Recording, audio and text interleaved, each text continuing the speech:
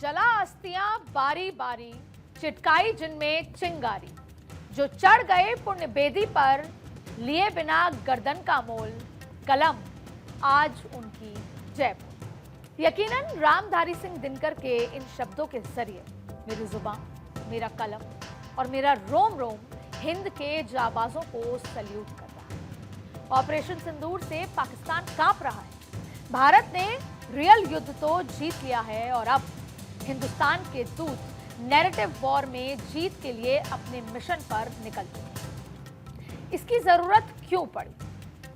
कश्मीर पर अमेरिकी राष्ट्रपति से लेकर यूनाइटेड नेशंस तक किस भ्रमजाल में जी रहे हैं? तो आज के पॉलिटिकल कॉरिडोर में मैं आपके साथ मिलकर इस भ्रमजाल के सच्चे और पक्के सबूतों को ध्वस्त करूंगी और साथ ही आपको यह भी बताऊंगी कि पाकिस्तान कैसे अपने आतंकी चरित्र को कश्मीर की आड़ में छिपा रहा है और कैसे दुनिया उसके प्रोपेगेंडा वॉर में पिछले करीब 7.5 दशक से उलझी हुई है। लेकिन इसके लिए मैं आपको फ्लैशबैक में लेकर चलूंगी। सिर्फ वही नहीं जब भारत और पाकिस्तान आजाद हुए थे, सिर्फ वहां भर नहीं जब पाकिस्तान सैनिकों ने कबाइलिया वेश में कश्मीर पर अटैक किया, या भारत के तत्कालीन प्रधानमंत्री पंडित जवाहरलाल नेहरू ने पाकिस्तान पर दबाव बनाने के लिए यूएन का दरवाजा खटखटाया, बल्कि उससे भी थोड़ा पहले जब दुनिया वर्ल्ड वॉर में उलझी हुई, झूठ को इतनी बार कहो कि वो सच लगने लगे। ये कहना था जोसेफ गोबेल्स का। जोसेफ गोबेल्स दरअसल हिटलर का प्रोपेगेंडा मंत्री था। तो वहीं हिटलर ने अपनी आत्मकथा मीन काफ यानी कि मेरा संघर्ष में खुद अपने प्रोपेगेंडा तंत्र का जिक्र किया है। उसके प्रोपेगेंडा वॉर में कुछ बातें बेहद अहम थी, जैसे कि झूठ को बार बार दोहराना चाहिए, लोगों की भावनाएं भड़काने के लिए झूठ फैलाना, खुद को अपने दुश्मन से बेहतर बताना, किसी बात का सिर्फ एक पहलू यानी कि अपना पहलू ही दुनिया को बताना, और सबसे बढ़कर खुद को पीड़ित यानी कि विक्टिम साबित करते रहना। ना अब हिटलर इस दुनिया में है और ना ही गोबेल्स, लेकिन उसका प्रोपेगेंडा मंत्र अब पाकिस्तान के हुक्मरानों का सच बन चुका है और दुनिया सब कुछ जानते बूझते भी पाकिस्तान के प्रोपेगेंडा वॉर में उलझी हुई है। कब से? 7.5 दशक से। ऑपरेशन सिंदूर के जरिए भारत ने पाकिस्तान में आतंक के अड्डे ध्वस्त किए, तो पाकिस्तान ने रोना पीटना शुरू कर दिया। दुनिया को यह बताने की कोशिश की गई कि वैसे तो आतंक का कितना बड़ा पीड़ित खुद पाकिस्तान है, जबकि सच यह है कि वो आतंक की फैक्ट्री चलाता है। भारत की स्ट्राइक के बाद खुद आतंकी मसूद अजहर का बयान ये बता रहा है कि भारत ने आतंक के अड्डों पर ही हमला किया, लेकिन पाकिस्तान की प्रोपेगेंडा मशीनरी पहलगाम हमले के बाद से ही एक्टिव हो गई, ताकि दुनिया में यह नैरेटिव सेट किया जा सके कि उसके यहां आतंकी है ही नहीं। और इसकी मशीनरी के एक ही नहीं कई चेहरे थे, जिसमें अहम थे, ये नाम आप सुनिएगा और इनकी जुबानी आप बात सुनिए। पाकिस्तान के रक्षा मंत्री ख्वाजा आसिफ, पाकिस्तान के विदेश मंत्री इशहाक डार, पाकिस्तान के सूचना मंत्री अताउल्ला तरार, पाकिस्तान के पीपल्स पार्टी के चेयरमैन बिलावल भुट्टो जब भारत पाकिस्तान में छिपे आतंक के अड्डों को ध्वस्त कर रहा था, तब पाकिस्तानी प्रोपेगेंडा मशीनरी के ये चेहरे बीबीसी पर, स्काई न्यूज पर, CNN, रॉयटर्स, अल जजीरा, अल अरेबिया, CGTN, TRT समेत दुनिया भर के आधे दर्जन से भी ज्यादा न्यूज चैनल्स पर इंटरव्यू देने में जुटे हुए थे। प्रोपेगेंडा। अब इन चारों ने मिलकर करीब 25 इंटरव्यू दिए होंगे और दुनिया के सामने ये रोना रोया कि भारत पाकिस्तान के बीच आतंक का नहीं बल्कि कश्मीर असल मुद्दा है और इसीलिए आतंक के अड्डों पर भारत का एक्शन सही नहीं। हालांकि हम भारत के लोग ही नहीं, दुनिया भर के लोगों को यह सच पता है कि पाकिस्तान एक आतंक परस्त मुल्क है और वहां आतंक के अड्डे आज भी मौजूद हैं। वैसे तो हमें यह कहने की जरूरत नहीं होनी चाहिए, क्योंकि ओसामा बिन लादेन से लेकर हाफिज सईद, मौलाना मसूद अजहर, सैयद सलाउद्दीन जैसे आतंकी खुद पाकिस्तान का आतंकी चेहरा बेनकाब करते आए हैं। लेकिन फिर भी दुनिया इस नैरेटिव में उलझती दिख रही है। पर भारत सच जानता है और हमने ये बीड़ा भी उठाया है कि आतंकवाद में कोई साथ खड़ा हो या ना हो, हम आतंकवाद को पूरी तरीके से खत्म करेंगे। और हमने दुनिया को दो टूक कह दिया है कि जब तक पाकिस्तान आतंक का साथ नहीं छोड़ता, उससे कोई बात नहीं होगी। और रही बात कश्मीर की, तो पाकिस्तान से हम सिर्फ पीओके पर ही बात करेंगे, और वो भी कि पाकिस्तान पीओके कब खाली कर रहा है। साथियों, पाकिस्तान के साथ न ट्रेड होगा न टॉक। अगर बात होगी तो सिर्फ पाकिस्तान के कब्जे वाले कश्मीर की, पीओके की। भारत का रुख साफ है, और आज से नहीं, जब से पाकिस्तान ने कश्मीर पर अटैक किया है तब से। मैं वो पहलू भी आपके सामने रखूंगी। लेकिन पाकिस्तान का झूठा चेहरा बेनकाब करने के बाद पाकिस्तान में जब आतंक के अड्डे जमींदोज हुए, तो पाकिस्तान ने भारत पर ड्रोन हमले करने शुरू कर दिए। आर्मी को इतनी दिक्कत हुई, सरकारों को दिक्कत हुई कि आतंक के अड्डों पर कैसे भारत ने अटैक किया। और इस दौरान पाकिस्तान के हुक्मरान और वहां जनरल जो प्रोपेगेंडा वॉर में जुट गए। भारत हमलों का जवाब दे रहा था, लेकिन पाकिस्तानी वायुसेना के air vice marshal Aurangzeb Ahmed social media centre में बैठे हुए। औरंगजेब ने तो सोशल मीडिया वॉर रूम को ही अपना घर बना लिया था, और वहीं से पाकिस्तान के यूट्यूबर्स और सोशल मीडिया पर एक्टिव लोगों को निर्देश जारी करने लग गए थे कि वो इस लड़ाई में पाकिस्तान का असल चेहरा सामने न आने दें और झूठ का पुलिंदा बांधते रहे। हालांकि इसकी पोल भी खुल गई। उस पर ख्वाजा आसिफ इंटरव्यू में बैठे तो उन्होंने भारत के 5 एयरक्राफ्ट मार गिराने का भ्रामक दावा किया, पर जब एंकर ने उनसे सबूत मांगा तो कहने लगे कि ये सब तो सोशल मीडिया पर है। सोशल मीडिया पर तो ये हाल है पाकिस्तान के हुक्मरान कि सबूत भी अब सोशल मीडिया पर ढूंढते हैं। और अब मैं कश्मीर पर पाकिस्तान के झूठे प्रोपेगेंडा को भी आपके सामने रखती हूं। इसके लिए मैं कश्मीर के इतिहास का वो चैप्टर ओपन कर रही हूं जब भारत और पाकिस्तान अलग हुए। कैसे पाकिस्तान ने कश्मीर के 82,000 वर्ग किलोमीटर से ज्यादा हिस्से पर अपना गैर कानूनी कब्जा किया हुआ है। और अब यह भी समझ लीजिए, यह इतना बड़ा इलाका है जिसमें 5 दिल्ली समा सकती है। तो आइए इसे इस मैप के जरिए समझते हैं जो आपको अब टीवी स्क्रीन पे दिख रहा होगा। भारत के मानचित्र यानी कि मैप में आप पूरे जम्मू का नक्शा देख रहे हैं, जो कि पूरा का पूरा भारत का है। लेकिन पाकिस्तान ने पीओके और गिलगित बाल्टिस्तान के इलाके पर अपना गैर कानूनी कब्जा कर रखा है। जबकि 1962 की जंग में भी चीन ने करीब 38,000 वर्ग किलोमीटर का अक्साई चीन का इलाका हथिया लिया। वहीं दूसरी तरफ पाकिस्तान ने 1963 में चीन को शख्सगाम घाटी का करीब 4,828 वर्ग किलोमीटर का हिस्सा गिफ्ट में दे दिया था।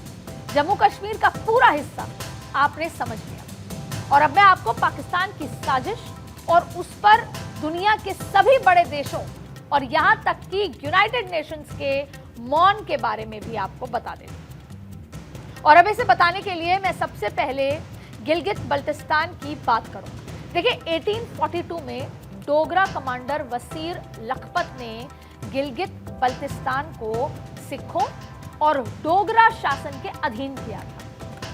फिर 1846 में अंग्रेजों ने एंग्लो सिख युद्ध जीतने के बाद इस इलाके को यानी कि गिलगित बल्टिस्तान को जम्मू कश्मीर रियासत के अधीन कर लिया था। फिर गिलगित बल्टिस्तान के स्ट्रेटेजिक इंपॉर्टेंस को देखते हुए अंग्रेजों ने 1935 में इसे 60 साल की लीज पर लिया। हालांकि भारत की आजादी से पहले 1 अगस्त 1947 को अंग्रेजों ने इसे वापस महाराजा हरि सिंह जी को सौंप दिया था, जो उस वक्त जम्मू कश्मीर के राजा थे।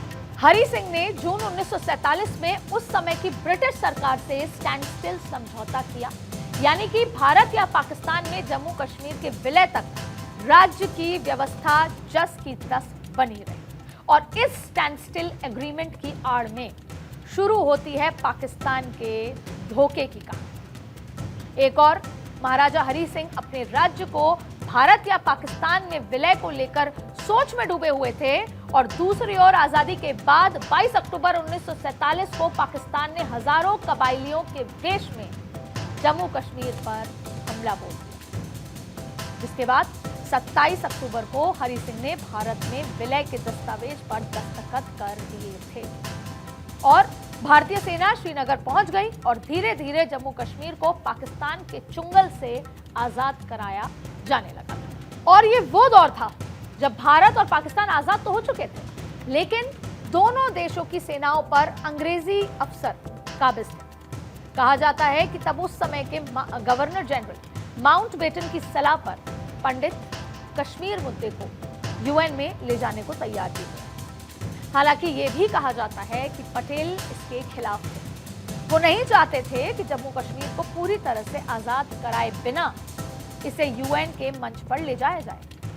खैर, जनवरी 1948 में पंडित नेहरू जम्मू कश्मीर के मसले को यूएन में लेकर पहुंचे और यहीं से शुरू हुआ यूएन का वो खेल जिसमें जम्मू कश्मीर का मसला सुलझने की जगह उलझता चला गया। 1948 में जम्मू कश्मीर पर 4 प्रस्ताव आए, जिसमें प्रस्ताव नंबर 47 का जिक्र बेहद जरूरी है इस समय, क्योंकि इस प्रस्ताव में जम्मू कश्मीर में जनमत संग्रह की बात कही गई और इसकी शर्तें ये थी कि पहले पाकिस्तान अपने कब्जे वाले जम्मू कश्मीर से अपनी सेना वापस हटाएगा, लेकिन ना पाकिस्तान ने कभी ऐसा किया और ना कभी जम्मू कश्मीर में जनमत संग्रह हो पाया। और अगले ही साल यानी 1949 से पाकिस्तान जम्मू कश्मीर में अपनी साजिशें शुरू कर देता है और यूनाइटेड नेशंस इसकी अनदेखी करता रहता है। पाकिस्तान ने जम्मू कश्मीर पर हमला किया था और भारत इसे लेकर इस आशा के साथ यूएन पहुंचा कि यूनाइटेड नेशंस पाकिस्तान से अपना कब्जा खाली कराने का दबाव बनाएगा, लेकिन यूएन ने भारत पाकिस्तान दोनों को एक ही तराजू पर तोल दिया। यूएन के प्रस्ताव 47 के बावजूद पाकिस्तान ने अपनी सेना नहीं हटाई, लेकिन फिर भी यूएन और यूएनएससी के सदस्य, जिन्हें आप दुनिया का सरपंच कह सकते हैं, वो मौन रहे। इसमें अमेरिका भी शामिल है, ब्रिटेन भी, चीन भी, फ्रांस भी और रूस भी। 1949 में अप्रैल महीने में पाकिस्तान ने पीओके की डमी यानी कि दिखावे वाली सरकार से समझौता किया और गिलगित बल्तिस्तान का कंट्रोल अपने हाथों में ले लिया। यूएन तब भी चुप रहा और फिर जब पाकिस्तान ने 1963 में गिलगित बल्तिस्तान का करीब 5000 वर्ग किलोमीटर का क्षेत्र चीन को गिफ्ट दे दिया, तब भी यूएन तमाशा देखता रहा। ये तो बस चंद उदाहरण हैं। पाकिस्तान की ओर से 80 और 90 के दशक में जम्मू कश्मीर में आतंकवाद को बढ़ावा देने के कई सबूत हैं, लेकिन दुनिया के सरपंच फिर भी खामोश रहे। और आज जबकि पाकिस्तान में छिपे आतंकियों ने पहलगाम में मासूम और बेगुनाहों को निशाना बनाया, तब भी यूएन मौन है। और जब भारत ने आतंक के अड्डों पर हमला किया तो उल्टे हमें ही नसीहत देने लगे। अमेरिका सीजफायर करवाने का क्रेडिट लेना चाहता है और अलग बात यह है, हमने अमेरिका को दो टूक कह दिया, stay away from Kashmir issue, stay away. Pakistan चाहता है कि गाजा पट्टी की तरह कश्मीर भी सुलगता रहे, वहां भी आए दिन बम धमाके होते रहे, आए दिन मासूमों की जान जाती रहे। लेकिन इस साजिश को जानते बूझते हुए भी दुनिया चुप है। दुनिया चुप रह सकती है क्योंकि इस लड़ाई में उनका कुछ नहीं जाता, पर हमारे बेगुनाह लोगों की जान जा रही है। इसलिए हम ना चुप रहेंगे और ना ही पाकिस्तान को उसकी मनमानी करने देंगे। अब यही संदेश लेकर भारत ने 59 सांसदों का एक ग्रुप प्रतिनिधिमंडल दुनिया में भेजा है। हमारे देश के सांसदों की ये टीम जापान, यूएई, रूस तक पहुंची है। सांसदों की ये टीम दुनिया को दो टूक ये बता देगी कि आतंकवाद पर भारत की नीति जीरो टॉलरेंस की है। आपकी हो या ना हो, भारत की स्टैंड यही है। इसमें बताया जा रहा है जो पूरे ग्रुप जा रहे हैं उनको एक पूरा सेट दिया गया है, वो 3 तरह में बटे हुए हैं और इसमें ये बताया जा रहा है कि ऑपरेशन सिंदूर आतंकी गुटों और उनके ढांचों के खिलाफ था। आतंकी अड्डों को नपी तुली कार्रवाई से निशाना बनाया गया। पाक सेना ने इसे खुद के खिलाफ हमला माना और पलटवार किया। और दूसरा मुद्दा यह है कि पाकिस्तान आतंक का समर्थक है। यानी हमारे सांसद ये सबूत लेकर जा रहे हैं कि पहलगाम हमले में पाक समर्थित आतंकी संगठन द रेजिस्टेंट फ्रंट TRF की भूमिका थी।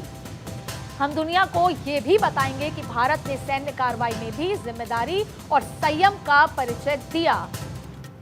एक रिस्पॉन्सिबल कंट्री का परिचय पूरे इस युद्ध के संघर्ष के दौरान दिया। यह सुनिश्चित किया कि पाक के किसी निर्दोष नागरिक की जान ना जाए। पाक ने कार्रवाई रोकने का जब आग्रह किया तो भारत ने उसे तत्परता से स्वीकारा। साथ ही साथ दुनिया से अपील की जाएगी कि वो आतंक के खिलाफ एकजुट हो, क्योंकि ये आतंकवाद केवल भारत के दस्तक नहीं देगा, वो किसी दिन आपके घर भी दस्तक दे सकता है, जो पहले दे चुका है। यानी हम आतंकवाद के खिलाफ खुलकर आवाज उठाने और इससे निपटने के लिए सहयोग व समर्थन की मांग कर रहे हैं। अपील करेंगे कि भारत पाक के विवाद को आतंकवाद के खिलाफ युद्ध के तौर पर देखा जाए। कश्मीर के प्रोपेगेंडा जो पाकिस्तान बना रहा है उसके हिसाब से नहीं देखा जाए। लेकिन हमारा सबसे बड़ा संदेश ये होगा कि अब भारत आतंकवाद को एक्ट ऑफ वॉर मानेगा, ना सिर्फ आतंकी और आतंकी संगठनों को, जो उनके आका हैं उनको भी, चाहे फिर वो पाकिस्तान की सरकार ही क्यों। यानी कि अब भारत प्रोएक्टिव रवैया अपनाएगा और आतंकी हमलावरों को पहले ही निष्क्रिय करेगा। पाकिस्तान ने आतंक के खिलाफ हमारी लड़ाई को भारत पाकिस्तान संघर्ष की शक्ल देने की भरपूर कोशिश की। तो अब हम पाकिस्तान की पोल खोलेंगे। हम जानते हैं कि दुनिया सिर्फ तमाशा देखती है। वो रूस यूक्रेन युद्ध में भी मौन रही, गाजा पर भी चुप रही, तो ये लड़ाई हमें ही अकेले लड़नी है। तो लड़ाई हम लड़ेंगे और हम जीतेंगे भी, पर दुनिया को उसका आईना दिखाने से हम चूकेंगे नहीं। हमारा संदेश साफ है कि कोई हमें नसीहत ना दे, बिल्कुल भी नहीं। कोई हमें ट्रेड की धमकी भी ना दे और कोई हमें संयम बरतने को भी ना कहे कि अगर दुनिया के पास पाकिस्तान के आतंकी चरित्र का इलाज नहीं है तो वो हमें नसीहत ना दे। हम जानते हैं कि आतंक को कैसे हराना है और हम ये करके रहेंगे। दुनिया तो बस पाकिस्तान के प्रोपेगेंडा में फंसना छोड़ दे, क्योंकि हिटलर का प्रोपेगेंडा वर्ल्ड वॉर करा चुका है। अब शाहबाज और मुनीर के चेहरे के पीछे का आतंक तो कम से कम दुनिया देखे।